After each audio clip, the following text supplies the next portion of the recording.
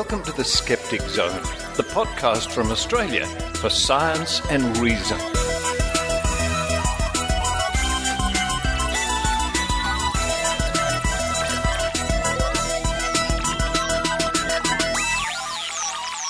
Hello and welcome to the Skeptic Zone, episode number, 390. Ooh, 400, not far away. For the 10th of April 2016, Richard Saunders here with you from Sydney, Australia. Now, before we get started, those of you who have downloaded this episode onto your iDevice or your whatever device you have, or if you're just listening to it via the website, www.skepticzone.tv, if you look at the image for this week's show, it's a really good caricature of our ace reporter Maynard. And this caricature was done by the fabulous Celestia Ward. Now, I met Celestia at one of the amazing meetings a few years back, and I was so impressed by her artistic talent when I saw some caricatures she had created that I asked her very nicely if I might have one, and she did one for me. And recently she's done one for Maynard, and wow, it's just fantastic. And Maynard is just thrilled to bits with it. So, if you want one of the best caricature artists out there, head to www.2, that's the numeral 2headsstudio.com to find out more. And a big thank you, Celestia. It's a work of art. But what's coming up on this week's show? We're going to kick off with Maynard. Yes, Maynard himself. He's going to be chatting to, in his Spooky Action segment, he's going to be chatting to Dr Nick Matzke, who just the other night gave a talk here in Sydney for the Sydney Skeptics about the evolution of the anti-evolution movement. Wow, what an interesting talk it was. Fascinating. All about the Kitzmiller versus Dover and how the creationists tried to sneakily pull the wool over the eyes of the American public by inventing the really now defunct term of intelligent design. Remember that one? We're going to find out more about why Dr. Nick is in Australia and more about the creationism evolution saga. And a big shout out to our dear friend Dr. Eugenie Scott. After that, it's Dr. Rachie Reports. Now, Dr. Rachie in the past week appeared on the Sunrise TV show here in Australia. A rather confronting story about parents who have different views on vaccination. One parent does not want the children vaccinated and one parent does. And Dr. Rachie was on the Sunrise program to comment on this. The audio from her appearance coming up a little later on in the show. Then to round off the show, the story of a Gold Coast mother who passed on whooping cough to her baby after refusing vaccine, and how she has now come to see that was an error, and her warning to other parents. And she is one brave lady for coming out and saying this and warning other parents, and you can bet that the flying monkeys, as we call them, the anti-vax crowd, are descending on her in numbers. Now, if you remember last week's show, I spoke to Alex Caius from the Paracon Australia Convention, coming up next month in Katoomba in the Blue Mountains here near Sydney. And during the week, Maynard and I did a funny little promotion for the convention, as I'm a guest speaker. And if you go to the website, skepticzone.tv, the show notes, you'll see a link to that promotion, or if you go to the Facebook page of Paracon Australia, you'll see that funny video too. Thanks, Maynard, and thanks to our friend Josh, who was the cameraman. Oh, now before we get started into the show, it's come to my notice that our dear friend and reporter Heidi Robertson from the Northern Rivers Vaccination Supporters up there in the far north coast of New South Wales has been accused of being a shill for Big Pharma. Congratulations, Heidi. I wonder if Big Pharma is sending you any money, any checks, because I'm waiting for mine for so long and they never come. Ah, well, I'm going to run downstairs and see if I can find those two new kittens, Henrietta and Maud. I think they're probably fast asleep on the couch about now. Feed them some cat food, feed me some human food. While I'm doing that, I hope you enjoy the Skeptic Zone.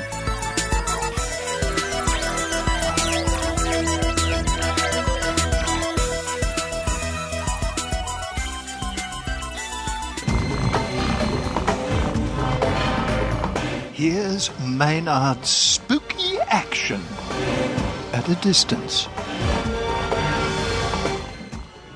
Well, ladies and gentlemen, it's a Saturday night, and where would you be on a Saturday night but talking about science at an RSL club? I don't know. There's nowhere else I would rather be than talking about science at an RSL club on a Saturday night. There's even a Walk in the Black Forest being played downstairs, which is the theme tune to the New World Order, being played by a member of the shadowy elite on a shadowy piano, which you can hear now.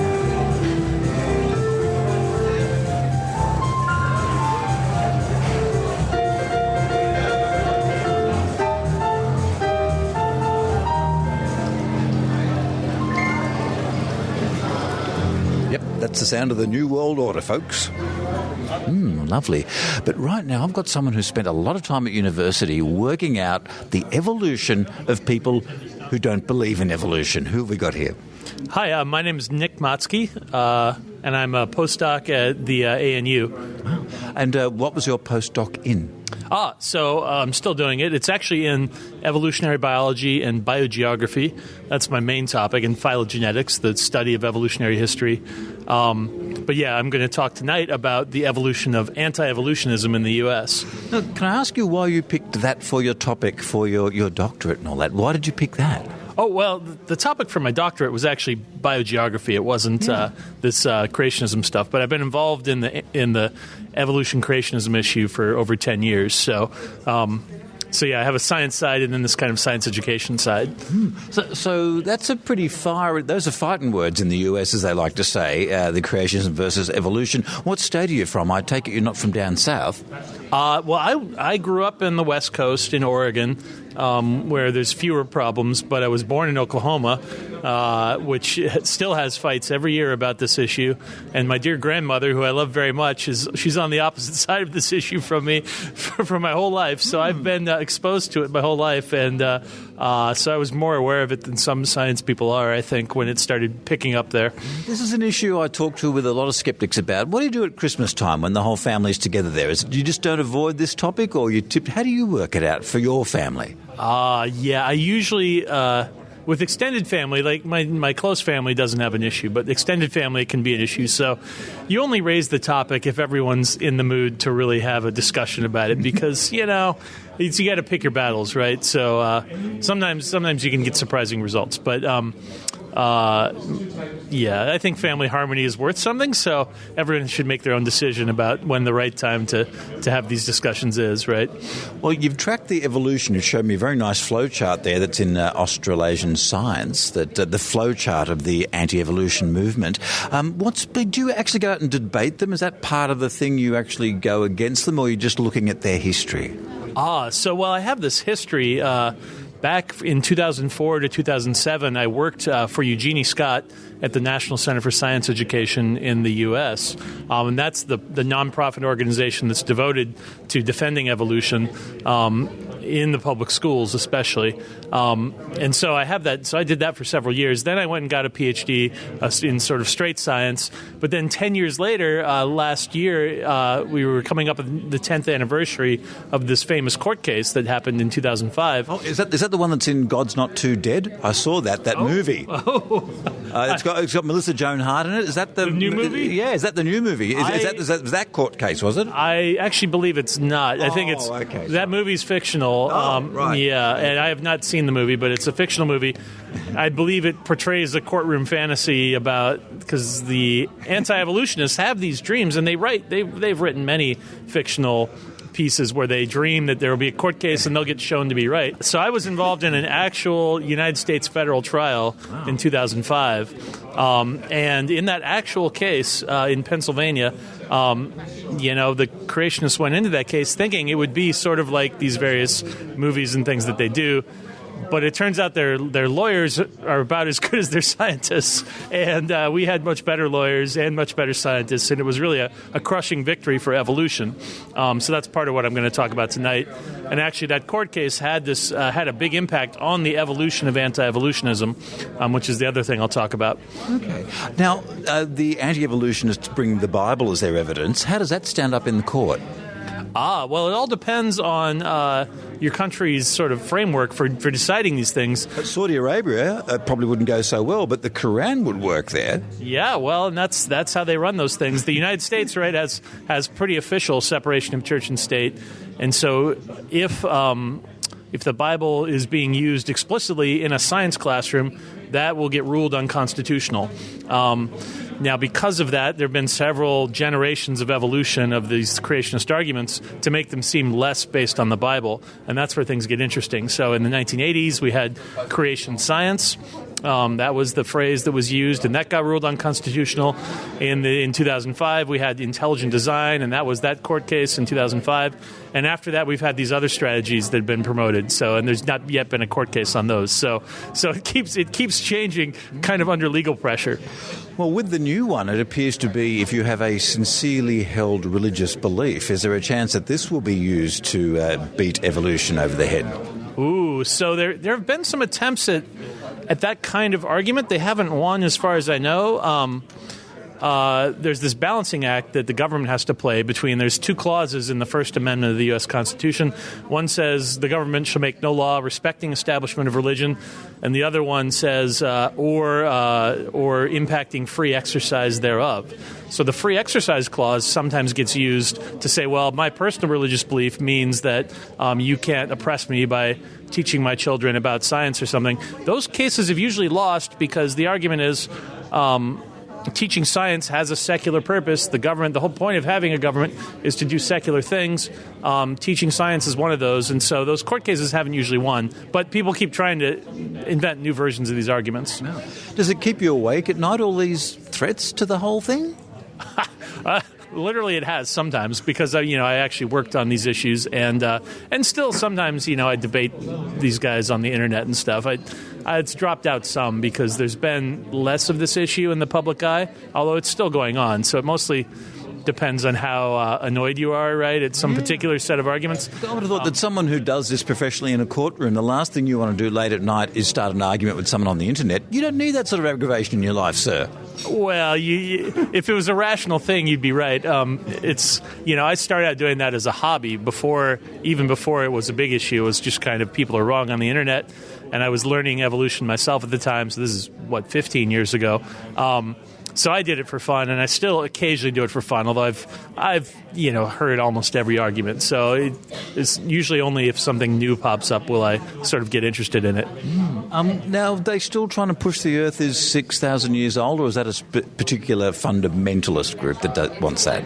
Oh, so, well, amongst creationists, you have your young Earth creationists that think the Earth is that young, and you have your old Earth creationists that think it's billions of years old, but they still don't believe in evolution. And the intelligent design movement was kind of about trying to bring those two camps together, despite their disagreements, to both gang up on evolution.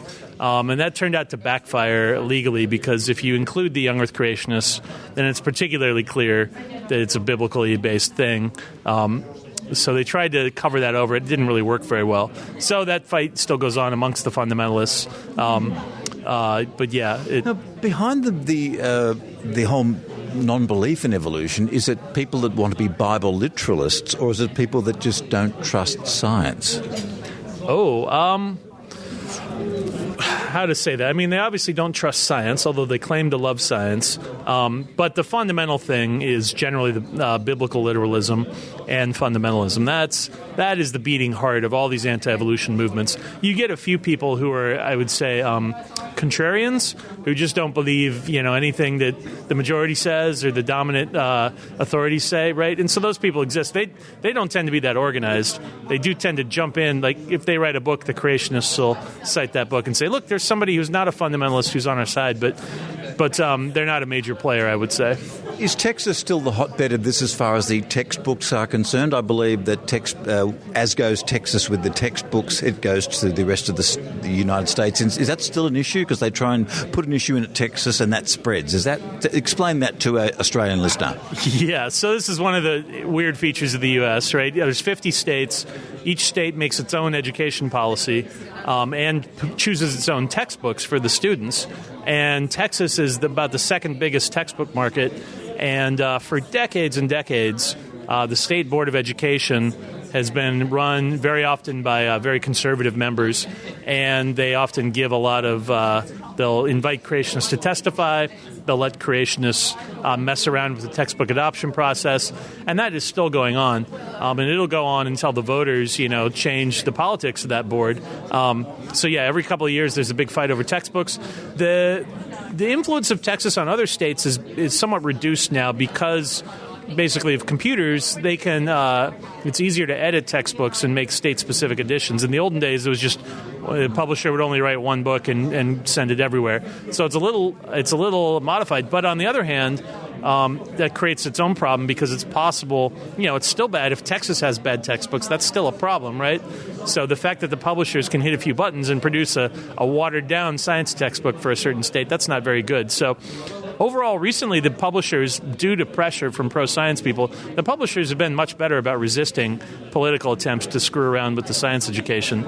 And so that is actually improved, but it's taken work by scientific societies to make that happen. And what is the most conservative state and has the most friction against evolution? Automatically, everyone thinks somewhere down south, so I'd be thinking maybe Tennessee, Louisiana, or anything like that. Or am I just being, am I just being an Australian thinking wrong? No, you've heard right. Those are two of the big ones. Mississippi has issues like. Part of what I was studying in this study of the evolution of anti-evolution is where do these bills get passed, these anti-evolution bills. And currently there's one passed in Louisiana, there's one passed in Tennessee, and there's one passed in Mississippi. So if you talk about something that's passed by the state legislature to affect curriculum, those are the three states that have them. Those particular policies because of all these other court cases, they're pretty watered down. So their effect is debatable, but they're still quite annoying if you're a science advocate, because they open the door basically for teachers to teach alternatives to evolution. They won't say what the alternatives are, but they'll say, "Oh yeah, let's teach critical analysis of evolution." And of course, that's intended to give permission to teachers to teach creationism. That's what the whole point of it is. But it's all very hidden so that they won't get challenged in court. And what's the problem with what is the problem with accepting evolution and saying that God had the glory of Jesus Christ had a overseeing effect on the whole thing? Like he can still be there in a sort of a deist kind of way, and that doesn't deny the existence of God by saying evolution's true, does it? That doesn't bother me personally. Some people are bothered by it. It depends on, it depends whether your main issue is science education or kind of atheism, right? And some people are advocates for atheism, and that is their right to do, and that's perfectly fine. I think the theological arguments belong outside of the government schools, at least in the U.S., where we have this pretty strict separation of church and state. And also, in the scientific community, you won't find a lot of enthusiasm typically for bringing theological debates like that into the scientific discussion. So I think, you should keep your science and your theology separate, right? So you have your scientific debates as professionals, where there's people of all sorts of different religions and science, and in the governments that are funding, science. So you have your scientific debates there. And then anyone who wishes to is totally free to engage in theological discussions about what that science means. But I would hope people science is the part that is based on, empirical testing and on hard data. And that's the part that people ought to be able to agree on, and then leave the rest of it for their philosophical discussions. And Nick, what is the next evolution of the flow chart of the anti-evolution movement? What's the next battle you think you may have to fight? Well, right now, so there are about 70 of these anti-evolution bills that have been proposed over the last 10 years. As I mentioned, two of them have passed. A third one is highly modified, got passed. And right now, it's not clear what impact those bills are having. We suspect that certain teachers and certain school districts are using them to basically teach creationism in the public schools in the U.S. There may not be those bills keep getting pushed in other states every year. So sooner or later, somebody will use it in a public enough way and in an annoying enough way that some other parent who doesn't want this to happen with their students will complain, and then there could be a political fight or there could be a legal battle about it, and then we'll see how these bills fare. So yeah, it's one of these issues every 10 or 20 years there's a huge battle somewhere. We had a big one in 2005, 10 years ago. Right now the issue is kind of under the radar, but it's going to come back at some point. It always does. What about in Australia? Is this an issue that we have to deal with here in Australia? I haven't heard of any really big public stoushes like you have over there in the US. Yeah, my impression is it's not as big an issue here, but again, these things tend to come back. There are some famous creationists that are from Australia. Oh, yeah. They ended up, the most famous one ended up in the U.S., which is where most of the money is for this kind of thing. But they still have wings of their movement in Australia. And the other thing I've discovered is that internationally around the world, American fundamentalists tend to export their views quite actively, right? So they tend to found churches, send missionaries. They do it in any country they can. And often, before anyone's even paying attention, there will be an entire, large megachurch of fundamentalists somewhere, and they'll bring in one of these American anti-evolution speakers, and pretty soon you have hundreds of people, parents riled up about evolution, and they'll start complaining or try and get modifications to their local education system, and then it gets political. So it can happen in any country, so it's worth being aware of what's going on. I mean, it's good that there's less of it happening in Australia, but you always got to sort of pay attention to what's going on. Oh, where can people catch you online to find out what you're up to, and where can we find you online? Is there a website? Yeah, if you Google me, my name's Nick Matzke. That'll bring up all the stuff. There's somebody made a Wikipedia page for me, so that goes through all the history. So that'll start you off. I hope you don't lose too much sleep tonight on the internet arguing with anyone. And thanks for joining us here for the big dinner tonight, Nick. Hey, thank you so much.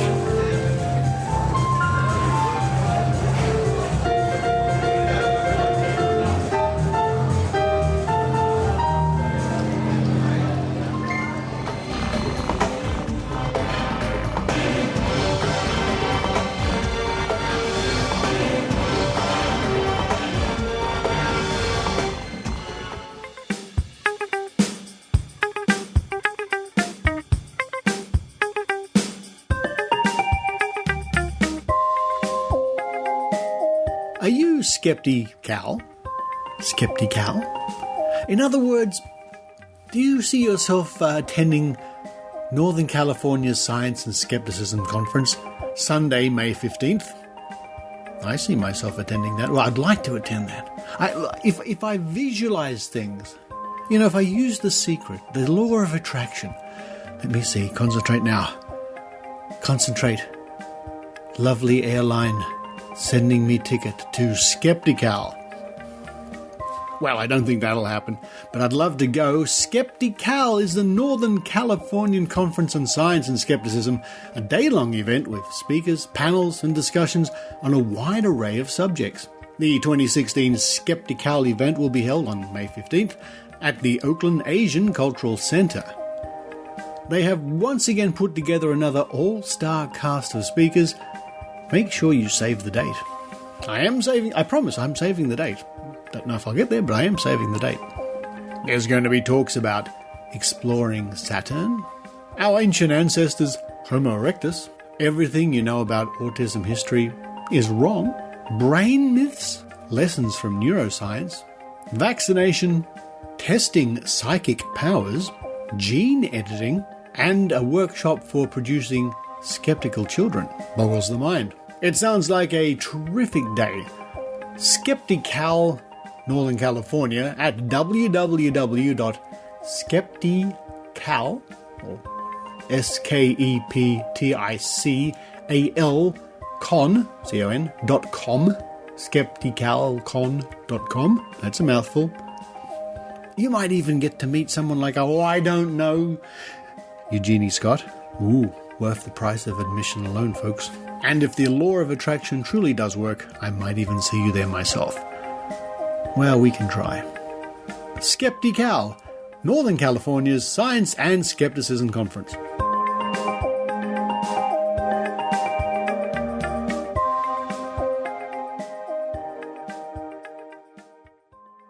You told me that aliens really exist. You met them and swooned. Sziasztok! Всем привет! Hejsan allihop! Guys, I just had the most amazing experience. What experience, Andras? Andres, have you been to the pub? I told you not to hang out with Marsh. You know he was blessed by Peter Popov. No, Yelena, I'm not talking about psychics. It was a real ESP experience. You have been to the pub. Either that or you've been smoking something. No, Pontus, the ESP is the European Skeptics podcast. It's the most amazing thing. You get to know so much about skeptics and their activities across Europe. You know, events, hot topics, and interviews with lots of interesting people. Oh wow, cool. By the way, Pontus, you just committed the false dichotomy fallacy. I guess that means I'm really wrong. Yep. And you can even learn about those fallacies on the show and hear about people spreading silly ideas. You should really check it out. It's the ESP, the European Skeptics Podcast. It's on every week. All right, so where can I get this ESP experience? It sounds good. You can go online at theesp.eu, follow it on Twitter at espodcast_EU, or like the podcast on Facebook. Oh, and you can also contact the show by sending them an email to info@theesp.eu. And if you want to subscribe, do a quick search for the European Skeptic Podcast on SoundCloud, iTunes, or Stitcher. I don't know how you can believe.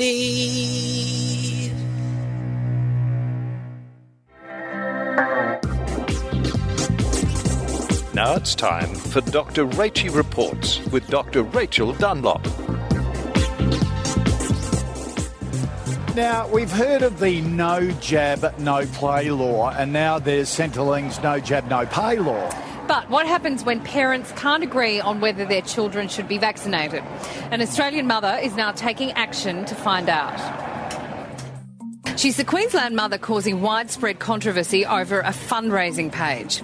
Anna Patel is willing to do anything to stop her former partner from vaccinating their two young children, using a GoFundMe page to raise $10,000 to take him to court. Posted just a few days ago, Miss Patel explains that the 7 and 3-year-olds have never been vaccinated, an issue that remains paramount to her, and now the children's father is stepping in to change that. Their father, Anil, has revealed that despite taking a back seat on the issue in the past, he's now concerned for their health. So far, Miss Patel's public plea has raised $290, a far cry from the thousands needed to hire a lawyer. But this isn't the mother of two's first time in the spotlight. Last month, she allegedly posted on Facebook site Vaccine Free Australia, encouraging like-minded parents to lie to Centrelink in order to still receive financial benefits, defying the no jab, no pay laws that came into effect in January. Miss Patel has garnered much support from anti-vaccination campaigners, but there are thousands of parents across Australia expressing their fury, calling her behaviour despicable, irresponsible and plain crazy. Joining us from Sydney's family lawyer Amy Jenkins and Dr Rachael Dunlop from Stop the Australian Anti-Vaccination Network. Amy, first to you. Under Australian law, the process of vaccinating children falls within the scope of pure parental responsibility. What happens in a case like this where two parents disagree? It's quite a difficult argument that would have to be run. What would need to happen is if the parties couldn't reach agreement to either make the decision to vaccinate or not to vaccinate, the parties would then need to commence proceedings within the family court and ask for a judge to determine what is in their children's best interest and whether they should be vaccinated or not. OK, Rachel, both parents here obviously believe what they're doing is in the best interests of the children. What can the long-term effects be of not vaccinating children in this day and age? Well, this is the problem because in the long term this could result in the children contracting vaccine-preventable diseases, and we've seen the resurgence of some of these diseases in recent times, like whooping cough and also measles recently in Victoria. But importantly, it poses a lifelong risk to the children. I mean, in 2011 here in Brisbane, we actually saw a 22-year-old girl die from diphtheria. Now, who's ever heard of diphtheria anymore? And this was because she hadn't been vaccinated as a child and a friend went overseas and brought the disease back to the country. So it's extremely important that we protect our children, and also as the kids go into adulthood, they need protection as well. But Rachel, the anti-vaxxers sort of throw up all this stuff about it causes autism, it could kill a child. Now, look, life is all about risks, isn't it? And trading off risks. And life is not perfect. Look, this is a really terrible situation for both these parents because, as you say, they both believe they're doing the right thing. But unfortunately, it seems that the mother in this case has either got the wrong information or been misinformed because science overwhelmingly shows that vaccines are safe, effective. They're one of the most effective public health measures that we've ever invented as scientists. And so the father is really on the side of science here, and unfortunately, she's probably been misled or misinformed. Yes, well said. Amy, let's say, this mother has only raised $290, so it's not going very well, this crowdfunding campaign, but let's say she did raise enough funds to actually take this to court. How would this play out? Look, I'm not advising this client specifically, but what I can say is that the court would need to look at both of the parties' evidence that they brought forward. Also, the parties would need to bring forward some medical evidence. And the court would then need to make a determination based on that evidence and what the court considers to be the children's best interests. It's a very difficult case. Yeah, it sure is. All right, ladies, thank you very much for that. Really appreciate it.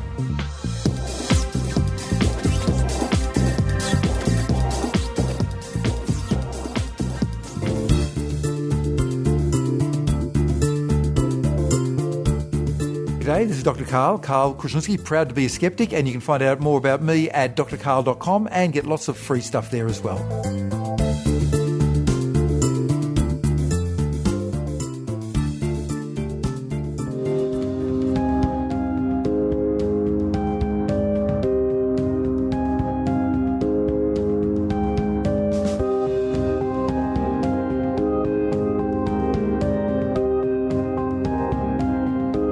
Published at www.news.com.au, Gold Coast mum passes on whooping cough to baby after refusing vaccine.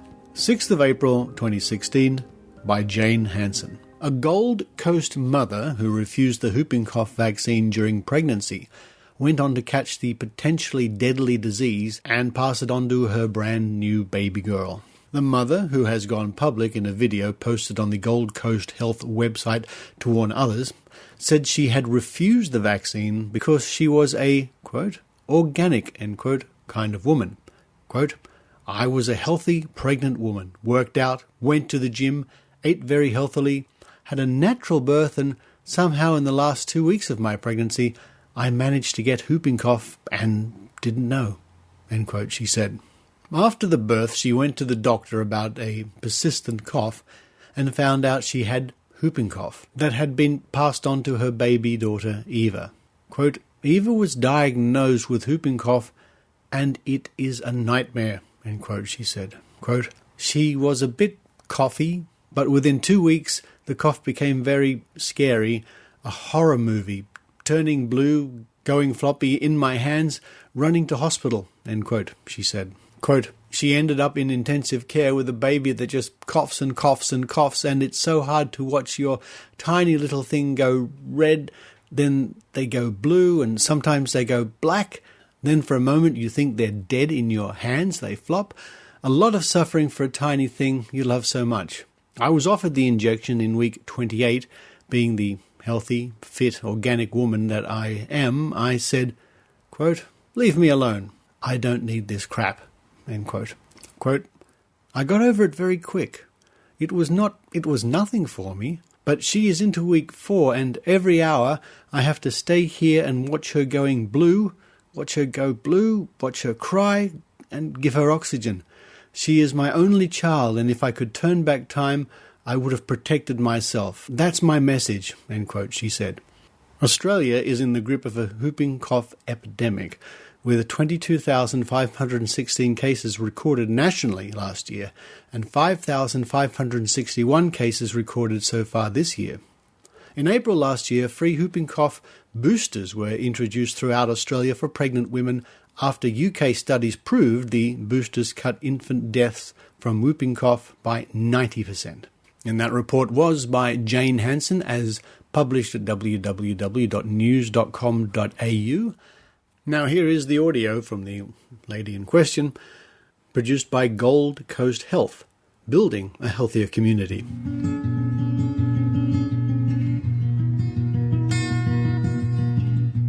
My name is Kami and this is Eva, and unfortunately we've been in hospital for the last 3 weeks. Eva was diagnosed with whooping cough, pertussis, and it's been a nightmare. I've been very healthy pregnant woman, no problems, no complications, worked out, went to the gym every day, ate very healthy, had no dysfunctions, had a natural birth, and somehow through the process of the last 2 weeks of my pregnancy I've managed to get whooping cough. I don't know why and how, and I managed to get it. I didn't know. I've given birth. I was coughing a bit. I went to check myself just because I thought, I'm coughing for a few days. It's a bit annoying, especially when you're coughing and your tummy is a bit sore from giving birth. It's kind of feels a bit uncomfortable. I quickly found out that I have pertussis, and I've given it to her. The first few days were like, okay, a bit of cough, what's everyone is on about. She's just a bit coughy, a bit nasally, we'll get through it. Within 2 weeks, the cough became pretty scary, horror movie, coughing to the point of going blue, flopping in my hands, can't breathe, running into hospital. She's then better, sent her home the day later, back into hospital again. A night later, she's got another apnea where she's not breathing for 3 minutes. And it just ended up upstairs here in the hospital in intensive care, with just a baby that coughs and coughs and coughs, and it's just so hard to watch. Your little tiny little thing, and they go red, and from red they go blue, and sometimes they go a bit black, and for a moment they think they're dead in your hands, they flop. A lot of suffering for a little tiny little cute thing that you love so much. I was offered the injection in week 28, and being the healthy, fit, organic woman that I am, I said, leave me alone. I don't need this crap. And even me, the bulletproof lady that's never been to a doctor, traveled the world and felt healthy, got the whooping cough. I got over it very quick. It was nothing for me. But she is into week 4, and every hour I've got to stay here, watch her going blue, give her oxygen, watch her cry, watch her having a hard time eating. She's my only child and my first, and if I could turn back time, I would have protect myself. So that's my message. And that was by the Gold Coast Hospital and Health Services 2016 Communications and Engagement Unit. For more information, visit www.health.qld.gov.au/Gold Coast Health. Sadly, but oh so predictably, the anti-vaccination brigade, sometimes known as the Flying Monkeys, have cast serious doubt on this story. Now, we're talking about the hardcore anti-vaxxers here, the ones who live in a world where vaccination is a ploy by the one world government to poison people. Vaccination has 0 success rate and is a giant con to either bolster the coffers of big pharmaceutical or to control us all with naughty drugs or chemicals or whatever tinfoil hat excuse they come up with. Here are some comments by the Flying Monkeys. Gold Coast Health of Australia posted a video of Cormet Avatal holding her daughter Eva, who is said to be hospitalised with pertussis. The awkward video almost sounds as though it is a hostage video, as Avatal expresses, quote, regret, end quote, over not having had the pertussis vaccine while pregnant.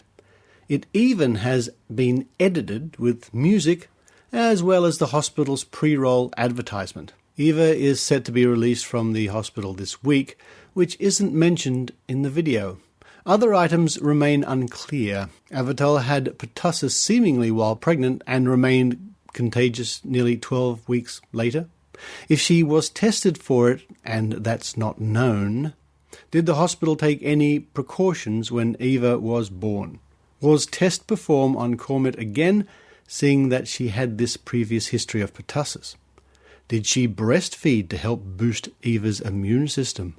And from the website opensourcetruth.com, It's interesting how many of these loony websites with their tinfoil hats use the word truth. An unidentified mother holds a motionless baby with pertussis allegedly because she did not vaccinate while pregnant with a vaccine not tested or approved for safety and associated with serious birth defects and other adverse events. Oh, and which affords precious little protection. The video appears to be on the government website. Notice anything wrong here? And if anyone watching the video sees the baby take a breath, let us know in the comments section. Say no to vaccine mandates. It's reminds me of a traitor or a turncoat or a, what's the word I'm looking for? Apostate, defector in any cult or religion. They are treated most harshly. And this woman is now regarded as being a traitor to the religion, to the cult, to the mindset of anti-vaccination, which I said before is all entwined in an unholy mess with basically conspiracy theories, and they're trying to control you, and you can't trust the government, and Western scientific medicine is basically a con because if you eat healthy things, and you've heard it all before. So hats off to this brave young mum who could see what she did was wrong, but now is trying to make amends. And the enemies of reason, as Isaac Asimov called them, are in full force.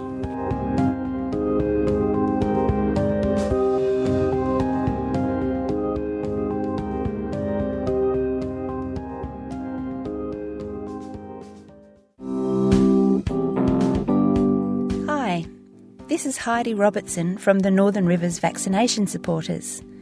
We are a group of concerned citizens dedicated to promoting good science and common sense in our region, the far north coast of New South Wales.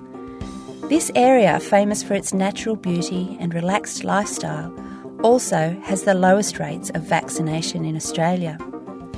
We are out to change that by challenging the myths and misinformation and by providing good evidence-based information to the community. We'd love for you, no matter where you are in the world, to join our fight. Please visit our webpage at www.nrvs.info. We also have a link there to our Facebook page. Tweet us at NRVaxSupporters, that's VAX, and check us out on Wikipedia by searching for Northern Rivers Vaccination Supporters. Thank you.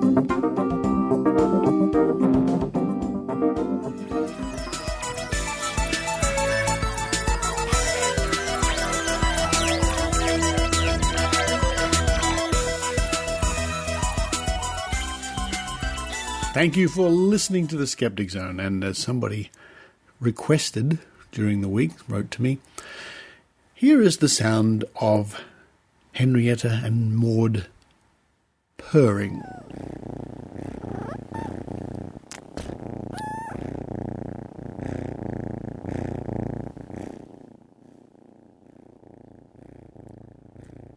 Oh, if that doesn't give you nice warm feelings, I don't know what will. Coming up on next week's show, some more interviews from Maynard, who was running around with his microphones at the recent Australian Skeptics Sydney dinner meeting. That's where he interviewed our guest today, Dr Nick Matzke. Maynard's going to be chatting to Dr Mel Thomas, a cancer researcher, Cassandra Perryman from the Brisbane Skeptics, and from Australian Skeptics, Alethea Dean. You might remember Alethea Dean. She's been on the show a few times. She joined Maynard and I a couple of years back when we went on a ghost hunt, a ghost tour. Did we find any ghosts? So for this week, this is Richard Saunders, running downstairs again to hear more kittens purring, signing off from Sydney, Australia. You've been listening to the Skeptic Zone podcast. Visit our website at www.skepticzone.tv for contacts, an archive of all episodes since 2008, and our online store. Please support the Skeptic Zone by following us on Twitter at Skeptic Zone, liking us on Facebook, and leaving a review on iTunes. You can also show your support by subscribing via PayPal for as little as 99 cents a week. The Skeptic Zone is an independent production. The views and opinions expressed on the Skeptic Zone are not necessarily those of Australian Skeptics Inc. or any other skeptical organisation.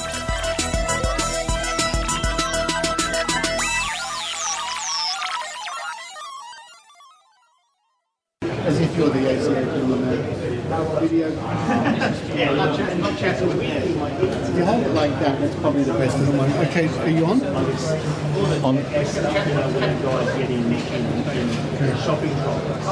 Stand back. So if you give me okay, where you 30 go. seconds to go in. Okay.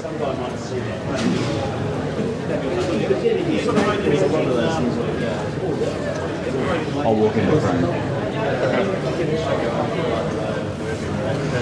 Hi, Cub reporter Maynard here, and we're going to take you into a room full of skeptics there and ask some questions to a member of the alleged, a real wannabe kind of elite kind of guy, Richard Saunders, who's going to be appearing at Paracon fairly shortly. Let's go ask him some deep questions about the $1 Million Challenge.